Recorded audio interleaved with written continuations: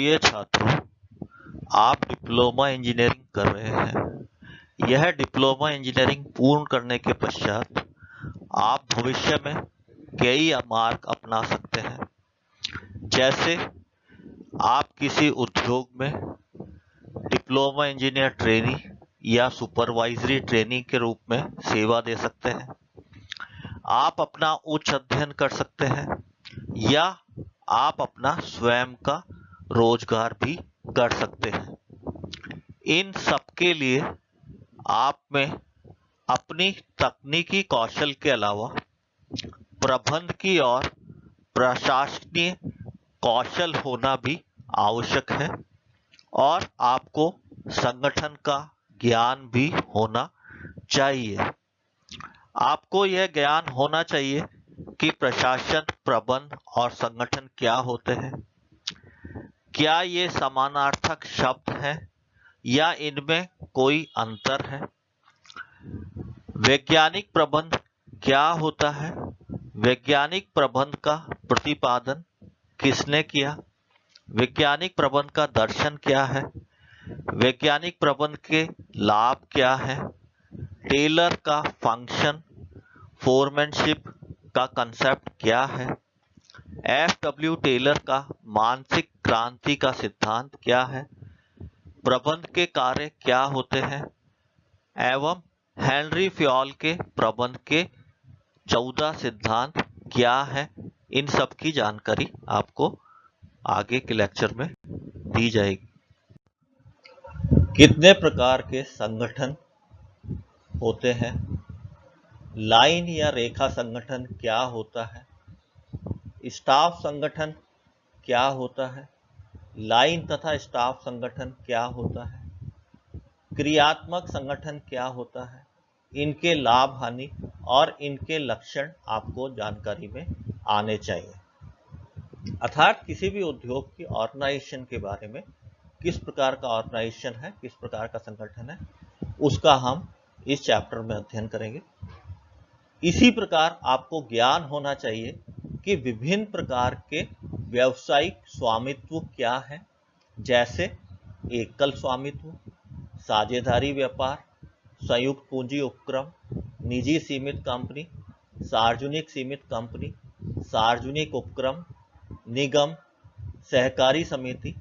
इन सभी प्रकार के व्यापारियों में इनके लक्षण, इनकी लाभ हानियां आपको जानकारी में आनी चाहिए। अब हम क्यों किसी कार्य को करते हैं, क्या अभिप्रेरणा या मोटिवेशन होती है, हमको पढ़ना चाहिए। हम यह भी ज्ञान प्राप्त करेंगे कि लीडरशिप या नेतृत्व क्या होता है।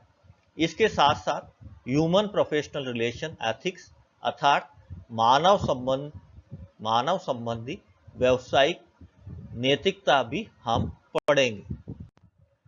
इसके बाद हम पढ़ेंगे कि मानव संसाधन विकास मंत्रालय क्या होता है। जब हम नौकरी के लिए कहीं आवेदन करते हैं तो हमें 4 सेक्शन में अप्लाई करते हैं। तो एचआर डिपार्टमेंट के क्या होते हैं, क्या काम होता है, इसके विभिन्न कामों को समझेंगे। रिक्रूटमेंट या भर्ती क्या होता है, यह समझेंगे। हम चयन प्रक्रिया को जानेंगे, भर्ती के विभिन्न स्रोतों को देखेंगे। इस प्रकार हम यह देखेंगे कि प्रशिक्षण क्या होता है, प्रशिक्षण कितने प्रकार के होते हैं तथा सुपरवाइजर के फॉर्म का प्रशिक्षण क्या होता है। हमको यह भी जानकारी होनी चाहिए कि मजदूरी क्या होती है, प्रोत्साहन या इंसेंटिव क्या होता है और बोनस क्या होता है, यानी वेज इंसेंटिव और बोनस क्या होते हैं। एक अच्छी मजदूरी प्रणाली की विशेषताएं क्या है, characteristics of good wage system. हमें यह भी ज्ञान होना चाहिए कि विभिन्न प्रकार के और वित्तीय और अवित्तीय प्रोत्साहन क्या है, फाइनेंशियल और नॉन फाइनेंशियल इंसेंटिव्स क्या होते हैं। ये भी हम इस चैप्टर के अंतर्गत अध्ययन करेंगे। इसके साथ साथ हमें परचेज, स्टोर्स और सेल्स की जानकारी होनी चाहिए, मटेरियल मैनेजमेंट आना चाहिए, हमें विभिन्न प्रकार के परचेजिंग डिपार्टमेंट की फंक्शंस को जानना चाहिए, हमें यह जानना चाहिए कि कॉन्ट्रैक्ट क्या होते हैं, टेंडर क्या होते हैं, टेंडर प्रोसेस क्या होता है, कंपैरेटिव स्टेटमेंट क्या होते हैं।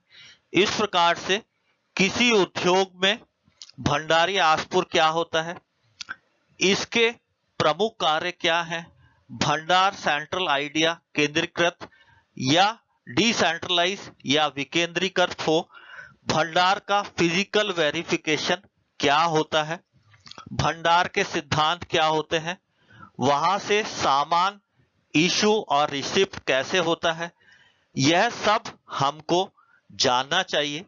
इस प्रकार सेल्स डिपार्टमेंट के क्या कार्य होते हैं, सेल्स के बाद आफ्टर सेल सर्विस और एडवर्टीजमेंट क्या होता है।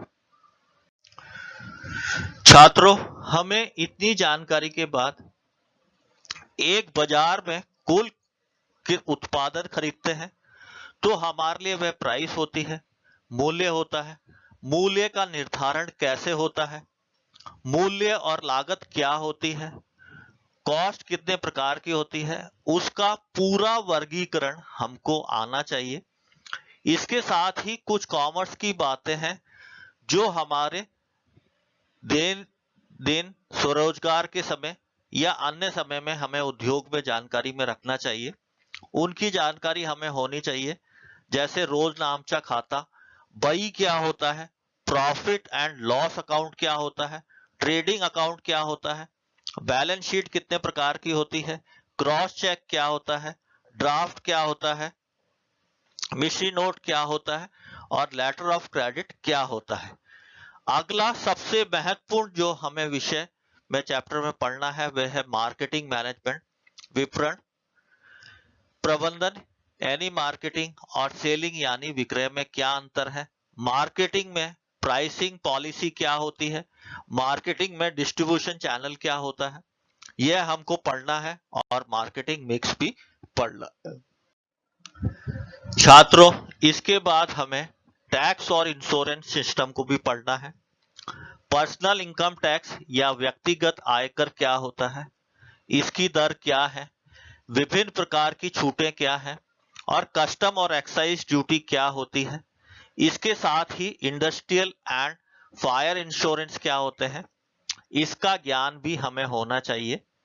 इसके पश्चात एंटरप्रेन्योरशिप या उद्यमिता वाले भाग्य पर आना है, यानी एक सफल एंटरप्रेन्योर के क्या लक्षण होते हैं, उद्योगों का पूर्ण वर्गीकरण करना है, एक व्यक्ति को अपना उद्योग खोलने के लिए किन किन संस्थागत सहयोग की आवश्यकता होती है।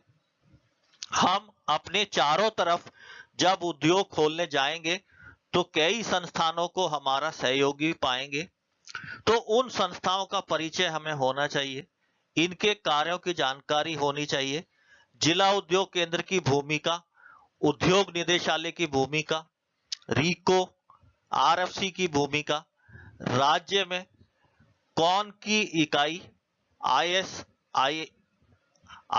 एसआई की भूमिका, एसडीओ की भूमिका, बीएस की भूमिका और खादी तथा ग्रामोद्योग तथा अन्य सरकारी संस्थाएं जो लघु उद्योगों और सूक्ष्म और लघु उद्योगों के विकास में कार्यरत है, उनके कार्य को जानना हमें आवश्यक है। इसके पश्चात जब हम यह जानकारी प्राप्त कर ले तो कुछ श्रम कानून और पर्यावरण कानूनों की जानकारी भी हमें होनी चाहिए।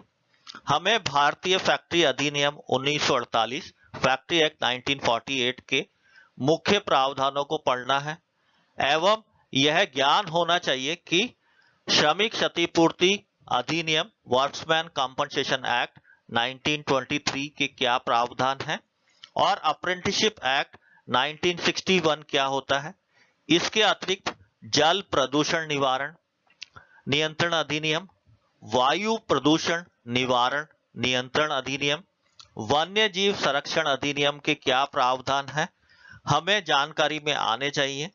इसके साथ साथ मोटर वाहन अधिनियम में प्रदूषण संबंधी क्या प्रावधान है, इनको भी हमें ज्ञान होना चाहिए।